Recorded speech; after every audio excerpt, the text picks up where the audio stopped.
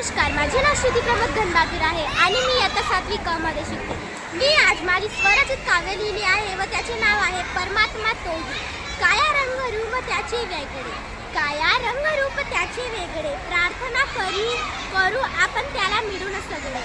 सरस्वती विनाधारी, सरस्वती विनाधारी, ज्ञानाची ती ग माऊली. लक्ष्मी धनची देवी, लक्ष्मी धनची देवी, एका जागेवरती टिकत नाही, चंचल स्वभाव तिचा लई. त्रिशूल हातात नीलकंठ त्याचे, त्रिशूल हातात नीलकंठ त्याचे, भोले बाबा म्हणून ओळखे त्यांना सारे. नमन त्यांना करे गमी, नमन त्यांना करे गमी, म्हणे लोक त्यांना परमेश्वरी.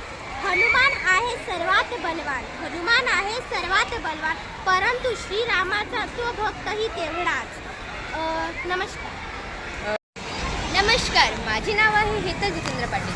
आज मी तुम्हाला माझी स्वरचित कविता प्रस्तुत करणार आहे. त्याचे शीर्षक आहे बाप.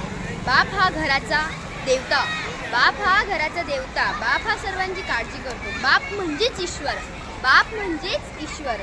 जसे की विठ्ठल देवता, बाप हा मुलीचा काळजाचा तुकडा आणि बापाच्या काळजाचा तुकडा मुलगी. बाप आणि मुलगी मधील नातंच न्यारं आणि मुली आणि बाप मधील प्रेमच प्यारं. बापासाठी सर्वात आवडणारं नातं म्हणजेच त्याचं परिवार, बापासाठी सर्वात आवडणारं नातं म्हणजेच त्याचं परिवार. बाप हा परिवाराचा आधार, त्याचा खरा प्रेम स्वरूप म्हणजेच परिवार. नमस्कार. मी आता 8वी अ ची विद्यार्थिनी आहे.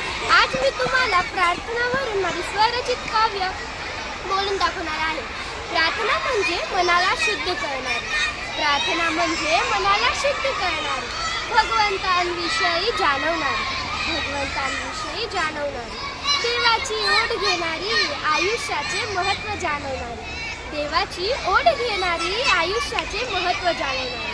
प्रार्थना म्हणजे भक्तीचा कळश, प्रार्थना म्हणजे भक्तीचा कळश, मनामध्ये भक्तीला भरत, मनामध्ये भक्तीला भरत.